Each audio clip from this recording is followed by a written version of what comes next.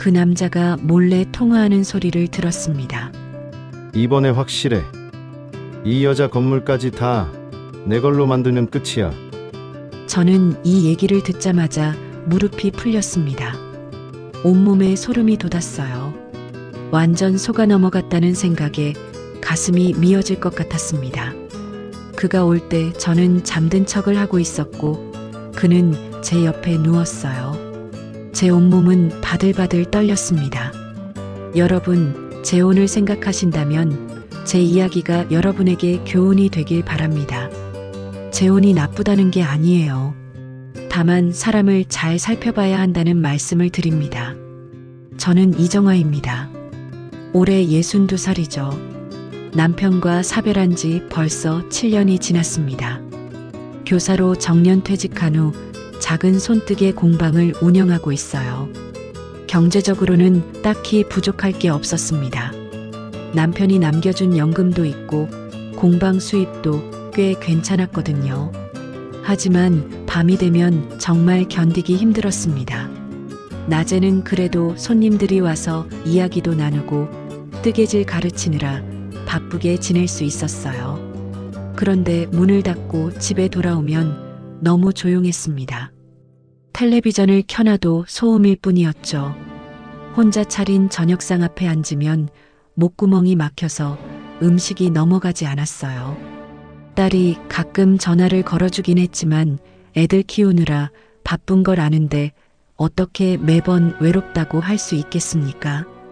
그렇게 혼자만의 시간이 길어질수록 마음 한구석이 점점 허전해졌습니다.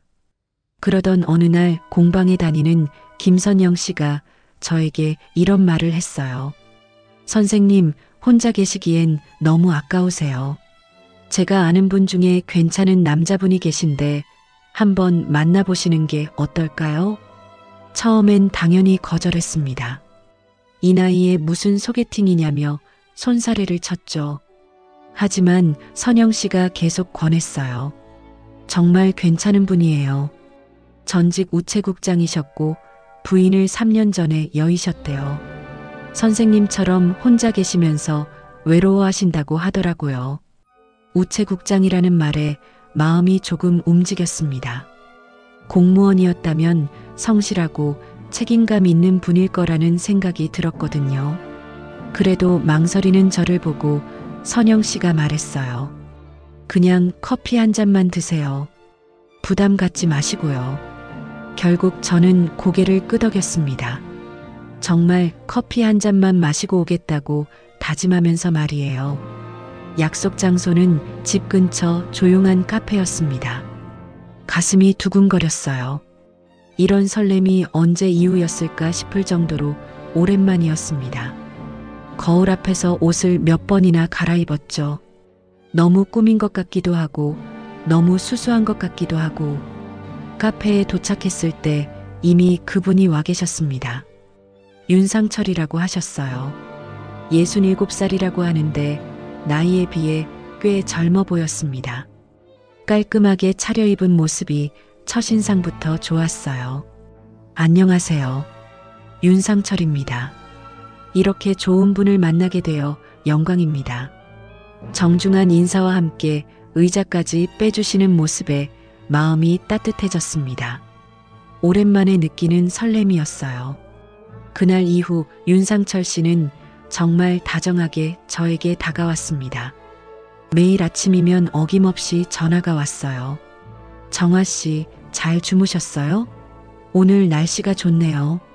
산책이라도 나가시면 좋을 것 같은데. 이런 안부 전화를 받는 게 얼마나 오랜만인지 몰라요. 남편이 살아계실 때도 이렇게 세심하게 챙겨주지는 않았거든요. 마음 한구석이 따뜻해지면서 하루하루가 기다려졌습니다. 주말이면 꼭 맛있는 곳으로 데려가 주셨어요. 한정식집, 이탈리아 레스토랑, 때로는 호텔 뷔페까지. 저 혼자서는 감히 가보지 못했을 곳들이었죠. 정화 씨 같은 분을 만나게 된 게 제 인생의 행운입니다. 식사 중에 이런 말을 들을 때마다 얼굴이 화끈거렸어요. 이 나이에 이런 말을 들을 줄 몰랐거든요. 거울을 보며 화장도 더 신경 쓰게 되고 옷도 예쁜 걸로 골라 입게 됐습니다. 윤상철 씨는 우체국장을 하다가 정년 퇴직했다고 했어요. 그래서인지 말투도 차분하고 책임감 있어 보였죠. 가끔 우체국 시절 이야기도 들려주셨어요. 부하 직원들 관리하는 게 쉽지 않았어요. 그래도 국민들에게 우편 서비스를 제공한다는 사명감으로 버텼죠. 이런 이야기를 들으면 이 사람은 정말 성실하고 바른 사람이구나 싶었습니다. 공무원 특유의 안정감도 느껴졌고요. 한 달 정도 지났을까요? 그날도 윤상철 씨와 함께 백화점 식당가에서 점심을 먹고 있었어요. 식사 중에 그의 휴대폰이 울렸습니다. 잠깐만요. 중요한 전화 같아서. 윤상철 씨가 자리에서 일어나 조금 떨어진 곳으로 갔어요. 목소리가 들릴 거리는 아니었지만 표정만은 볼 수 있었죠. 아, 김 과장님이시죠? 저 윤상철입니다. 처음엔 반가워하는 것 같았어요. 우체국 동료분께 전화하는 것 같았거든요. 그런데 뭔가 이상했습니다. 상대방이 말하자마자 윤상철 씨 얼굴이 굳어졌어요. 아니, 잠깐만요. 제가 지금... 그런데 상대방이 전화를 끊어버린 것 같았어요. 윤상철 씨가 휴대폰을 보며 당황하는 표정을 지었거든요. 몇 번 더 전화를 걸어보는 것 같았는데 받지 않나 봅니다. 돌아와서는 아무렇지 않은 척했어요. 죄송해요. 옛날 동료가 전화했는데 급한 일이 있나 봐요. 하지만 그의 표정은 여전히 어둡고 불안해 보였습니다. 식사 내내 휴대폰을 자꾸 확인했고 평소처럼 대화에 집중하지 못했어요. 집에 와서도 그 장면이 계속 머릿속에 맴돌았습니다. 뭔가 석연치 않았거든요. 정말 반가운 동료라면 왜 그렇게 급하게 전화를 끊었을까요? 그리고 왜 다시 받지 않을까요? 혹시 제가 너무 예민하게 생각하는 건 아닐까 싶어서 애써 잊으려 했어요. 그런데 며칠 후에도 비슷한 일이 또 있었습니다. 카페에서 만났는데 또 전화가 왔어요. 이번에는 박 부장님이라고 했는데 역시 통화가 제대로 이어지지 않는 것 같았어요. 상대방이 뭔가 놀란 듯한 반응을 보이고는 금세 전화를 끊어버리는 것 같았거든요. 윤상철 씨는 이번에도 옛날 동료들이 요즘 바쁜가 봐요라고 웃어넘겼지만 제 마음 한구석에는 작은 의심이 싹트기 시작했습니다. 그런 의심을 품고 있던 차에 딸에게 윤상철 씨 이야기를 했습니다. 처음에는 단순하게 좋은 사람을 만났다고만 말하려 했어요. 하지만 딸의 반응은 예상과 완전히 달랐습니다. 엄마, 뭐라고요? 벌써 결혼 생각까지 하신다고요?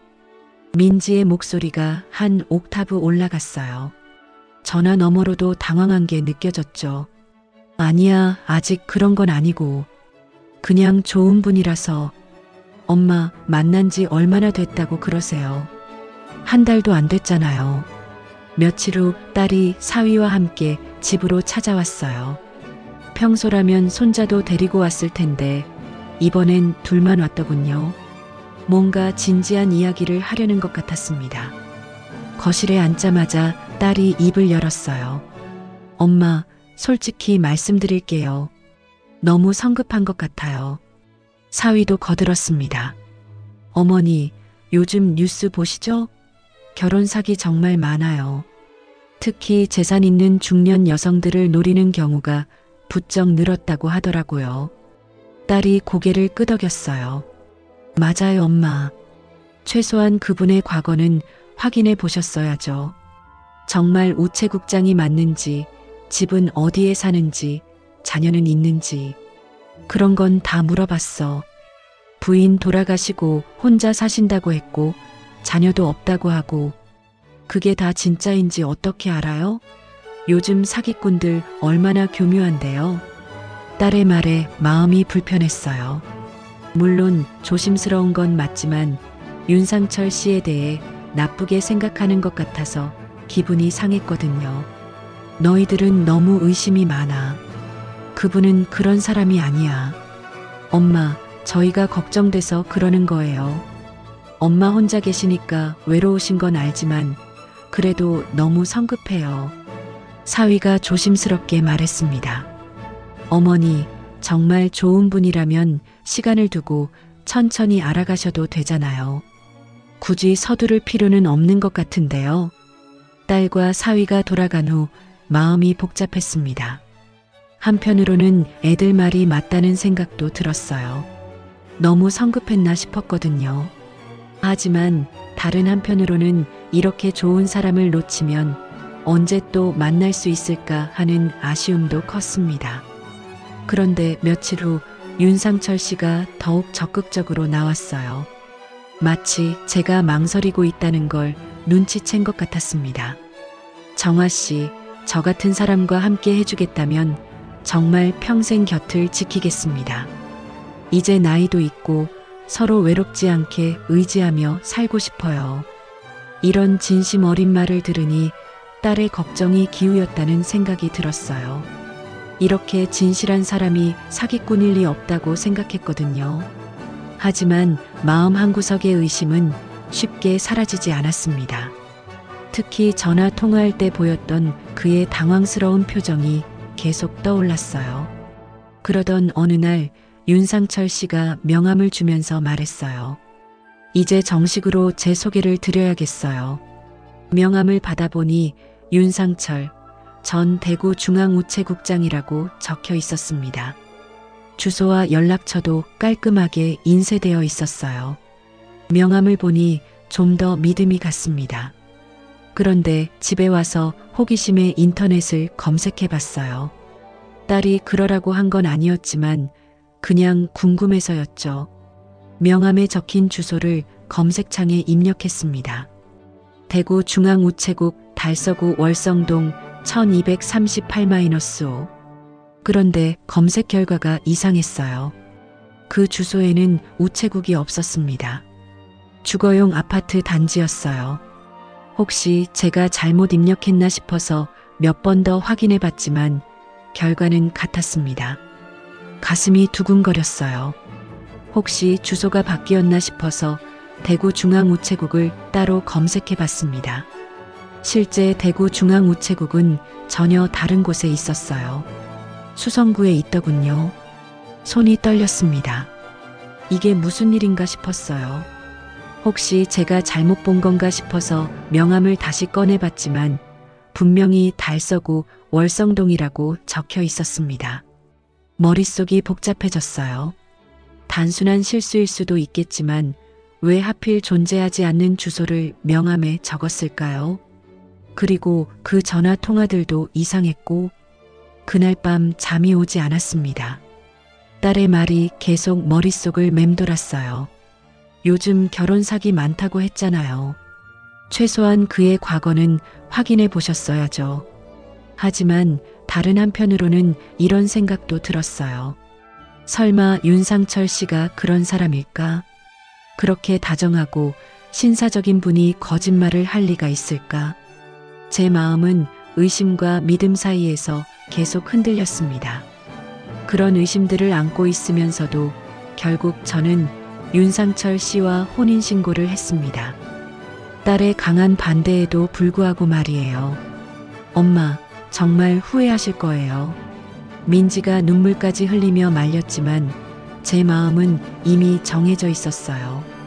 그 모든 의심들이 제 착각이었기를 바랐거든요. 그리고 무엇보다 이런 기회를 놓치면 평생 혼자 살아야 할 것 같았습니다. 혼인신고를 마치고 나서 윤상철 씨가 말했어요. 이제 우리 집을 구해야죠. 제가 좋은 곳 알아봤어요. 기대가 컸습니다. 우체국장까지 지낸 분이니 어느 정도 여유는 있을 거라고 생각했거든요. 그런데 윤상철 씨가 데려간 곳은 낡은 연립주택이었어요. 2층 건물의 1층이었는데 현관문부터 삐걱거렸습니다. 안으로 들어가니 방 2개와 작은 거실, 부엌이 전부였어요. 벽지는 누렇게 변색되어 있었고 바닥 장판도 여기저기 뜯어져 있었습니다. 여기가 우리 신혼집인가요? 제가 당황해서 물어보니 윤상철 씨가 어색하게 웃었어요. 임시일 뿐이에요. 곧 더 좋은 집으로 옮길 겁니다. 지금은 급하게 구한 거라서 마음이 답답했지만 어쩔 수 없었어요. 이미 혼인신고까지 마친 상황에서 집이 마음에 들지 않는다고 할 수도 없었거든요. 그래요. 임시라면 괜찮죠. 하지만 속으로는 불안했습니다. 정말 임시일까? 혹시 윤상철 씨의 경제 상황이 제가 생각했던 것과 다른 건 아닐까? 이사를 마치고 며칠 후 윤상철 씨가 이상한 이야기를 꺼냈어요. 정아 씨, 제가 부탁드릴 게 있어요. 무슨 부탁인데요? 제 통장이 좀 문제가 있어서요. 세금 때문에 일시적으로 동결된 상태예요. 그래서 당분간 정아 씨 통장을 좀 써도 될까요? 세금 때문에 통장이 동결됐다는 게 이해가 안 갔어요. 우체국장이었으면 세금 관리도 잘했을 텐데. 무슨 세금 때문에요? 퇴직하면서 정리 안 된 게 있어서요. 곧 해결될 테니 걱정하지 마세요. 뭔가 석연치 않았지만 남편인데 어떻게 거절할 수 있겠어요. 결국 제 통장 카드를 건네줬습니다. 그런데 이상한 일들이 계속 생겼어요. 윤상철 씨가 외출할 때마다 누군가와 전화 통화를 하는데 목소리가 심상치 않았거든요. 아니야, 조금만 더 기다려. 곧 해결될 거라니까. 내가 언제 거짓말했어? 이번에는 정말 확실하다고. 이런 말들이 들려왔어요. 누구와 통화하는 건지 궁금했지만 직접 묻기는 어려웠습니다. 한 달쯤 지났을까요? 그날은 근처 마트에 장 보러 나갔다가 일찍 돌아왔어요. 집 앞 골목에서 놀라운 장면을 봤습니다. 윤상철 씨가 낯선 남자와 길에서 이야기하고 있었는데 분위기가 험악했어요. 남자는 덩치가 크고 인상이 거칠었습니다. 윤 씨, 더 이상 기다릴 수 없어요. 약속한 날짜가 언제였는데? 남자의 목소리가 위협적이었어요. 저는 모퉁이에 몸을 숨기고 들었습니다. 빚은 곧 정리한다니까? 이번에는 확실하다 했잖아. 윤상철 씨의 목소리도 절박했어요. 빚이라는 단어가 저를 충격에 빠뜨렸습니다. 확실하다고? 지난번에도 똑같은 소리 했잖아요. 이 여자한테서 돈 뽑아내는 것도 한계가 있을 텐데. 아니야, 이번엔 정말 다르다고. 조금만 더 시간을 줘. 한 달, 딱 한 달만 더 기다려줄게요. 그 이후엔 어떻게 될지 모르니까 각오하세요. 남자가 윤상철 씨의 어깨를 거칠게 치고는 사라졌어요. 윤상철 씨는 그 자리에서 한동안 머리를 감싸쥐고 있었습니다. 저는 다리에 힘이 빠져서 그 자리에 주저앉고 말았어요. 머릿속이 하얘졌습니다. 빚이 있다고? 그것도 상당한 금액인 것 같았어요. 그리고 이 여자한테서 돈 뽑아내는 것이라는 말은 뭐죠? 설마 저를 이용하려는 건가? 제 재산을 노리고 결혼한 건가? 그동안의 다정한 모습이 전부 연기였단 말인가요? 가슴이 미친 듯이 뛰었어요. 숨이 제대로 쉬어지지 않았습니다. 그제야 딸의 말이 떠올랐어요. 요즘 결혼 사기 많다고 했잖아요. 집으로 들어가서도 정신을 차릴 수가 없었어요. 윤상철 씨가 돌아와서 평상시처럼 인사를 건넸지만 제대로 대답할 수가 없었습니다. 정아 씨, 어디 아픈가요? 얼굴이 안 좋아 보이는데. 아니에요, 괜찮아요. 하지만 전혀 괜찮지 않았어요. 그의 다정한 목소리마저 이제는 가짜로 들렸거든요. 과연 이 사람의 진짜 모습은 뭘까? 저를 정말 사랑하는 걸까? 아니면 제 재산만 노리는 걸까? 그날 밤 잠이 오지 않았습니다. 옆에서 평온하게 잠든 윤상철 씨를 보면서 온갖 생각이 머릿속을 스쳐갔어요. 제가 얼마나 큰 실수를 한 걸까? 이제라도 늦지 않았을까? 그 일 이후로 윤상철 씨의 태도가 조금씩 달라지기 시작했어요. 처음엔 미묘한 변화라서 제가 예민하게 느끼는 건가 싶었습니다. 어느 날 제가 문화센터에 가려고 준비하고 있는데 윤상철 씨가 말했어요. 정화 씨, 어디 가세요? 아, 문화센터요. 서예 수업 있거든요. 문화센터요? 거기 남자들도 많이 다니죠? 갑작스러운 질문에 당황했어요. 왜 남자 이야기를 하는 걸까요?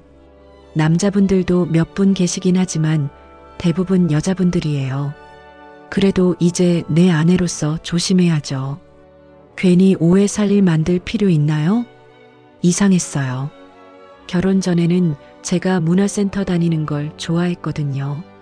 취미 생활하시는 모습이 보기 좋다고 했으면서 왜 갑자기 이런 말을 하는 걸까요? 오해라니요. 그냥 서예 배우는 거예요. 그래도 굳이 나가실 필요 있나요? 집에서 저랑 시간 보내는 게 더 좋지 않을까요? 결국 그날은 문화센터에 가지 못했어요. 뭔가 기분이 나빴지만 신혼 초라서 남편이 함께 있고 싶어 하는 건가 싶어 이해하려고 했습니다. 하지만 며칠 후에는 더 심했어요. 고등학교 동창 모임에 가려고 하는데 또 문제를 제기했거든요. 동창회요? 남자 동창들도 많이 올 텐데요. 그럼 어쩌라는 거예요? 제가 여고를 나온 것도 아니고 요즘 같은 세상에 귀여운 여성이 그런 자리에 가는 게 적절한가요? 목소리에 화가 섞여 있었어요. 처음 보는 모습이었습니다. 상철 씨, 너무 심하시는 거 아니에요? 친구들 만나는 것도 안 된다는 거예요? 심한 게 아니라 당연한 거죠. 이제 우리는 부부잖아요. 결국 동창 모임도 빠지게 됐어요. 친구들에게 전화해서 갑자기 못 간다고 했을 때 얼마나 부끄러웠는지 몰라요. 그뿐만이 아니었어요. 휴대폰까지 검사하기 시작했거든요. 어느 날 샤워하고 나오니까 윤상철 씨가 제 휴대폰을 들고 있었어요. 뭐 하세요? 아, 시간 보려고 했는데 문자가 와서 그만. 거짓말인 게 뻔했어요. 제 휴대폰 화면을 뒤적거리고 있었거든요. 제 휴대폰을 왜 봐요? 부부 사이에 숨길 게 뭐 있어요? 당연한 거 아닌가요? 당연하다고요? 남편과 사별하기 전까지 그런 적은 한 번도 없었는데요. 오히려 서로의 사생활을 존중해줬거든요. 그 이후로는 아예 노골적으로 제 행동을 감시했어요. 누구와 통화했는지, 어디에 갔는지 일일이 물어봤습니다. 마치 제가 뭔가 잘못하고 있는 것처럼 취급했어요. 오늘 공방에 누가 왔어요? 손님들이요. 남자 손님도 있었나요? 몇 분 계셨죠? 어떤 사람들이에요? 나이는 얼마나 되고 뭐 하는 사람들이고 이런 식으로 캐묻기 시작했어요. 처음에는 관심을 보이는 건가 싶었는데 점점 기분이 나빠졌습니다. 그러던 어느 날 윤상철 씨가 화장실에 가면서 바지 주머니에서 지갑이 떨어졌어요. 주워주려고 집었는데 지갑이 열리면서 안에 있던 신분증이 보였습니다. 무심코 봤는데 깜짝 놀랐어요. 거기에는 윤상철이 우체국 일반 직원이라고 되어 있었거든요. 국장이 아니라 일반 직원이었어요. 손이 떨렸어요. 혹시 제가 잘못 본 건가 싶어서 다시 봤지만 분명히 일반 직원이라고 적혀 있었습니다. 그동안 자신을 우체국장이라고 소개했는데 실제로는 일반 직원이었다는 거죠. 명함에도 국장이라고 적어놨으면서 말이에요. 머릿속이 복잡해졌어요. 왜 거짓말을 했을까요? 일반 직원이라고 해서 나쁠 게 뭐가 있나요? 굳이 국장이라고 속일 필요가 있었을까요? 그때 화장실 문이 열리는 소리가 들렸어요. 급하게 지갑을 제자리에 놨습니다. 지갑이 떨어졌네요. 윤상철 씨가 지갑을 주우면서 말했어요. 네, 방금 떨어뜨리신 것 같아서. 평상시처럼 대답했지만 마음은 전혀 평상시가 아니었어요. 이 사람이 저에게 거짓말한 게 또 하나 드러난 거잖아요. 우체국 주소도 가짜였고 이제 직급도 거짓이었어요. 대체 이 사람의 진짜 모습이 뭔가요? 저를 왜 속이고 있는 거죠? 그날 밤 잠들기 전까지 온갖 생각이 머릿속을 맴돌았어요. 빚도 있고 경력도 거짓이고 이제는 저를 통제하려고까지 하고 이게 정상적인 결혼 생활인가요? 점점 확신이 들었어요. 이 결혼은 분명 뭔가 잘못되었다고. 하지만 어떻게 해야 할지 막막했습니다. 이미 혼인신고도 마쳤고 함께 살고 있는데 말이에요. 그런 의심들을 품고 지내던 어느 날 충격적인 일이 벌어졌어요. 제가 운영하는 손뜨개 공방 건물에 세입자가 살고 있거든요. 2층과 3층을 월세로 내놓고 있었는데 그중 2층에 사는 박 씨가 갑자기 찾아왔어요. 사모님, 잠깐 여쭤볼 게 있어서요. 무슨 일이세요? 월세 입금 계좌가 바뀌었다고 하시던데 맞나요? 순간 무슨 말인지 이해가 안 갔어요. 계좌가 바뀌었다고요? 저는 그런 얘기 한 적 없는데요. 그럼 사모님 남편분이 오셨는데요. 사모님 명의로 된 계좌가 문제가 있어서 임시로 자기 계좌로 넣으라고 하시던데요. 가슴이 철렁했어요. 윤상철 씨가 제 모르게 세입자한테 갔다는 거죠? 언제 그러셨는데요? 어제요. 사모님이 은행 업무 처리하러 가셨을 때 오셨어요. 사모님 계좌에 세금 문제가 생겨서 당분간 사용할 수 없다고 하시더라고요. 머릿속이 하얘졌어요. 제 계좌에는 아무 문제가 없었거든요. 그런데 왜 세입자한테 거짓말을 한 거죠? 혹시 새로운 계좌번호 받으셨어요? 네, 여기 있어요. 박 씨가 건네준 메모지를 보니 윤상철 씨 명의의 계좌였어요. 손이 덜덜 떨렸습니다. 제가 깜빠먹고 있었네요. 네, 맞아요. 거짓말을 할 수밖에 없었어요. 당황한 기색을 들키고 싶지 않았거든요. 박 씨가 돌아간 후 급하게 3층 세입자한테도 전화했어요. 최 씨, 혹시 저희 남편이 어제 가셨었나요? 네. 계좌 바뀐다고 하시던데요. 월세는 계속 같은 금액으로 넣으면 되는 거죠? 3층 세입자한테도 똑같이 말했던 거예요. 제 모르게 세입자들을 모두 찾아다니면서 계좌를 바꾼 거였습니다. 왜 그랬을까요? 제 월세 수입을 자기 계좌로 빼돌리려는 건가요? 아니면 다른 목적이 있는 건가요? 가슴이 미친 듯이 뛰었어요. 이제까지의 모든 의심들이 하나로 연결되는 것 같았거든요. 거짓 경력, 존재하지 않는 주소, 숨겨진 빚, 그리고 이제는 제 재산까지. 그날 저녁 윤상철 씨가 돌아왔을 때 아무렇지 않은 척했어요. 추궁하고 싶었지만 섣불리 나서면 더 큰 문제가 생길 것 같았거든요. 오늘 하루는 어떠셨어요? 그냥 그랬어요. 상철 씨는요? 저도 별일 없었어요. 거짓말쟁이가 거짓말을 하고 있었어요. 세입자들을 찾아다닌 걸 숨기고 있었습니다. 밤이 되자 윤상철 씨가 화장실에 들어갔어요. 그런데 안에서 전화 통화하는 소리가 들려왔습니다. 문틈으로 새어나오는 목소리에 귀를 기울였어요. 이번엔 확실해. 누구와 통화하는 건지 모르지만 목소리가 흥분되어 있었어요.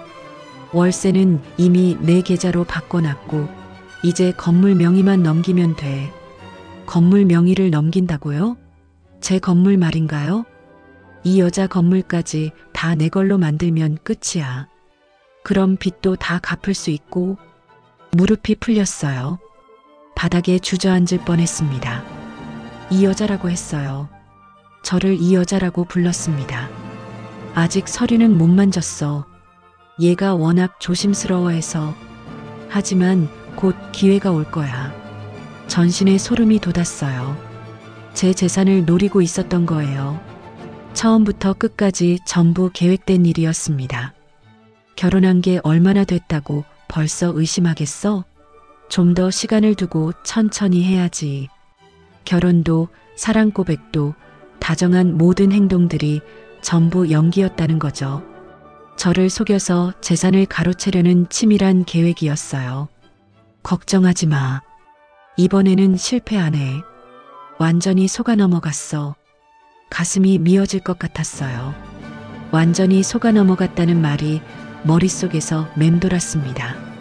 정말 저는 바보였어요. 딸의 경고도 온갖 의심스러운 상황들도 모두 무시하고 이 사기꾼의 달콤한 말에 넘어간 거였습니다. 화장실 문이 열리는 소리가 들렸어요. 급하게 침실로 들어가서 이미 잠든 척했습니다. 윤상철 씨가 침대에 누웠지만 제 온몸은 바들바들 떨리고 있었어요. 옆에 누워있는 이 사람이 사기꾼이었어요. 저를 이용해서 재산을 빼앗으려는 범죄자였습니다. 어떻게 이렇게 자연스럽게 연기할 수 있을까요? 어떻게 이렇게 태연하게 거짓말을 할 수 있을까요? 그 순간 모든 게 명확해졌어요. 이 결혼은 처음부터 잘못된 거였어요. 제가 얼마나 큰 함정에 빠진 건지 이제야 깨달았습니다. 하지만 어떻게 빠져나갈 수 있을까요? 이미 결혼도 했고 같은 집에서 살고 있는데 말이에요. 그날 밤 한잠도 못 잤어요. 옆에서 코 고는 윤상철 씨를 보면서 온갖 생각이 머릿속을 스쳐갔습니다. 어떻게 해야 할까? 이대로 당하고만 있을 수는 없는데. 새벽이 되자 마음을 정했어요. 일단 딸에게는 말할 수 없었습니다. 내가 그럴 줄 알았다는 소리를 들을 게 뻔했거든요. 그래서 아들 민수에게 전화했어요. 민수야, 엄마 좀 도와줄 수 있겠니? 엄마, 무슨 일이세요? 목소리가 이상한데. 지금 당장 만날 수 있을까? 급한 일이 있어서. 아들은 퇴근 후 바로 근처 카페로 나왔어요. 윤상철 씨에게는 친구 만나러 간다고 했습니다. 엄마, 대체 무슨 일이에요? 모든 걸 털어놨어요.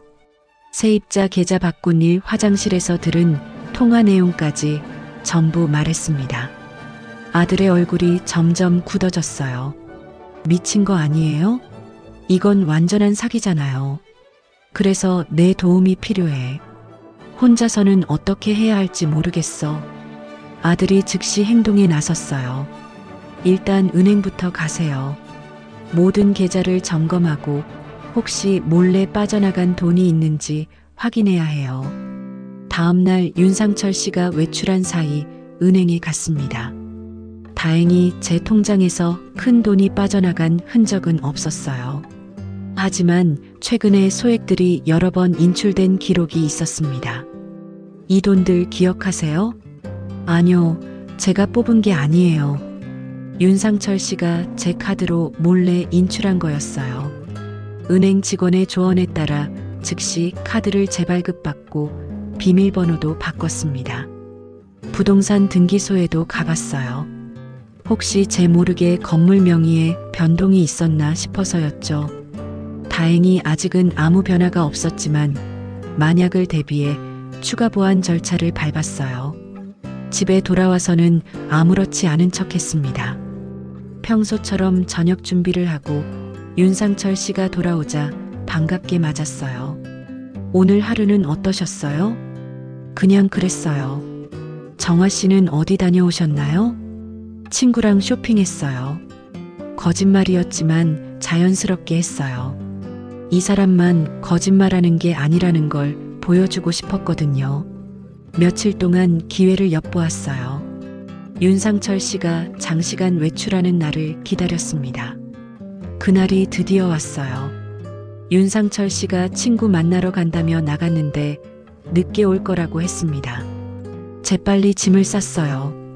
중요한 서류들, 통장, 도장, 그리고 당분간 입을 옷까지만 챙겼습니다. 손이 떨려서 제대로 정리가 안 됐지만 시간이 없었어요. 짐을 다 싸고 집을 나서는 순간 가슴이 두근거렸어요. 정말 도망치는 기분이었거든요.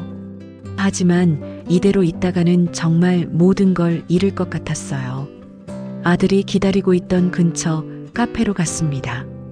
짐을 보자마자 아들이 안도의 표정을 지었어요. 잘하셨어요, 엄마. 이제 안전한 곳으로 가시죠. 일단 아들 집에 머물기로 했어요. 며느리도 흔쾌히 받아줬습니다. 그런데 다음 날부터 윤상철 씨의 전화가 빗발쳤어요. 정화 씨, 어디 가신 거예요? 집에 왜 안 계세요? 처음엔 다정한 목소리였어요. 잠깐 딸 집에 와 있어요. 언제 돌아오세요? 보고 싶어요. 역겨웠어요. 아직도 연기를 하고 있었거든요. 며칠 더 있을 거예요.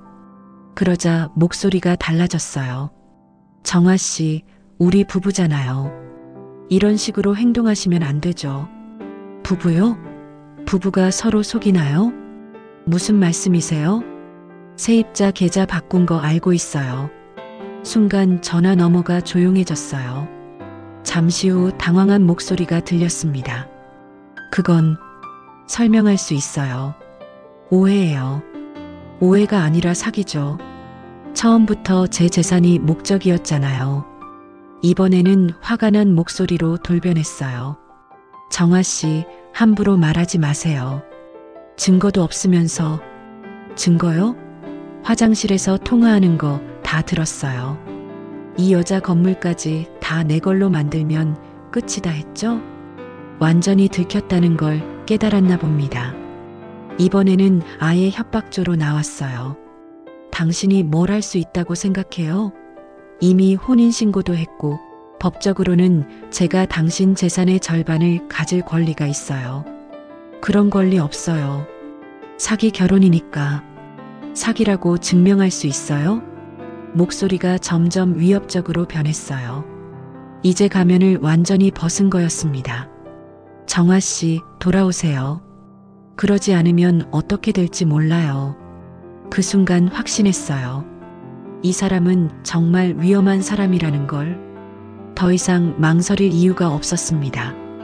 윤상철 씨, 이제 더는 내 인생을 망치게 두지 않겠어요. 다시는 연락하지 마세요. 전화를 끊고 즉시 번호를 차단했어요. 이제 진짜 싸움이 시작된 거였습니다. 윤상철 씨와의 연락을 차단한 후 아들의 조언에 따라 경찰서에 신고했습니다. 처음에는 단순한 부부 갈등으로 치부할까봐 걱정했는데 담당 형사님이 생각보다 진지하게 받아들여 주셨어요. 요즘 이런 결혼 사기가 정말 많아요. 상세하게 말씀해 주세요. 세입자 계좌 바꾼 일, 거짓 경력, 존재하지 않는 우체국 주소까지 모든 증거를 제출했습니다. 특히 화장실에서 들은 통화 내용을 설명할 때 형사님의 표정이 심각해졌어요. 이 사람이 혹시 다른 피해자도 있을 가능성이 높습니다. 수사해 보겠어요. 며칠 후 충격적인 소식을 들었습니다. 윤상철이 체포됐다는 거였어요. 그것도 저 말고 다른 피해자들이 더 있다고 했습니다. 이정화 씨, 나와주세요. 경찰서에서 연락이 왔어요. 가서 보니 윤상철 씨와 똑같은 수법으로 피해를 당한 여성들이 더 있었습니다. 50대 후반의 한 여성분은 운영하던 작은 식당을 다 뺏겼다고 했어요. 저도 처음엔 정말 좋은 사람인 줄 알았어요. 우체국장 출신이라고 하면서 얼마나 신사적이었는지 몰라요. 60대 초반의 다른 여성분은 예금을 몽땅 털렸다고 했습니다. 통장을 맡겨달라고 하더라고요. 부부 사이에 뭘 숨기냐면서 바보처럼 믿었죠. 총 6명의 피해자가 있었어요. 모두 비슷한 나이대에 혼자 사는 여성들이었습니다. 그리고 모두에게 자신을 전직 우체국장이라고 소개했던 거예요. 담당 형사님이 수사 결과를 알려줬습니다. 윤상철은 실제로 우체국에서 일하긴 했습니다. 하지만 국장이 아니라 말단 직원이었어요. 그것도 근무 태도 불량으로 몇 번 징계를 받고 조기 퇴직한 거죠. 모든 게 거짓이었던 거예요. 경력부터 성격까지 전부 꾸며낸 이야기였습니다. 은퇴 후 빚이 많이 생겼나 봅니다. 도박에 빠져서 빚이 눈덩이처럼 불어났어요. 그래서 이런 수법으로 여성들을 속이기 시작한 거죠. 피해 규모가 상당했어요. 총 피해액이 3억 원이 넘었습니다. 저는 그나마 일찍 눈치채서 큰 피해를 막았지만 다른 분들은 정말 많이 당하셨더군요. 재판이 열렸을 때 저도 증인으로 출석했습니다. 법정에서 윤상철 씨를 다시 보니 감정이 복잡했어요. 그때 그 다정했던 모습이 전부 연기였다는 게 아직도 믿기지 않았거든요. 피고인은 계획적이고 지능적인 범행을 저질렀습니다. 피해자들의 외로움을 악용한 악질적 범죄입니다. 검사님의 구형 내용을 들으니 제가 얼마나 위험한 상황에 있었는지 새삼 실감났어요. 결국 윤상철 씨는 징역 5년을 선고받았습니다. 사기죄와 문서 위조죄까지 더해져서였죠. 법정을 나오면서 다른 피해자분들과 이야기를 나눴는데 모두들 같은 심정이었어요. 외로움이 독이 되는 줄 몰랐어요. 60대 김 씨가 한숨을 쉬며 말했습니다. 저도요. 혼자 사는 게 이렇게 위험한 줄 몰랐네요. 집으로 돌아온 후 정말 많은 생각을 했어요. 아들 집에서 한 달 정도 더 있다가 제 집으로 돌아왔습니다. 윤상철 씨가 살았던 흔적들을 모두 치우니 마음이 좀 편해졌어요. 딸이 찾아와서 말했습니다. 엄마, 정말 다행이에요. 더 큰 피해 당하기 전에 알아차리셔서 내가 처음에 반대한 게 맞았구나. 엄마가 너무 성급했어.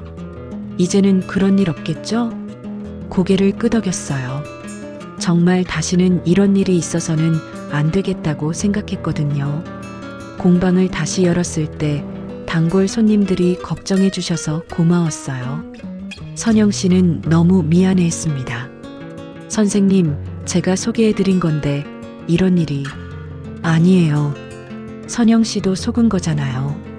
그 사람이 워낙 교묘했으니까 다시 혼자 사는 일상이 시작됐어요.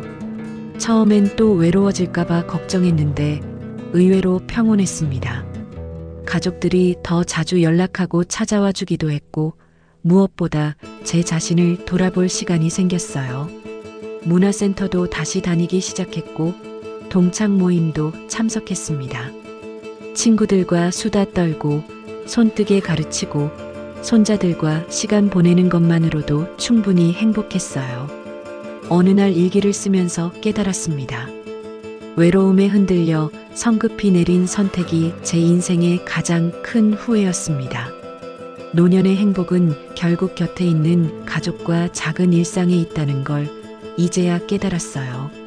완벽한 사람을 찾으려 하지 말고 지금 제가 가진 것들에 감사하며 살아야겠다고 생각했습니다. 혼자라고 해서 외로운 게 아니라 혼자서도 충분히 행복할 수 있다는 걸 배웠거든요.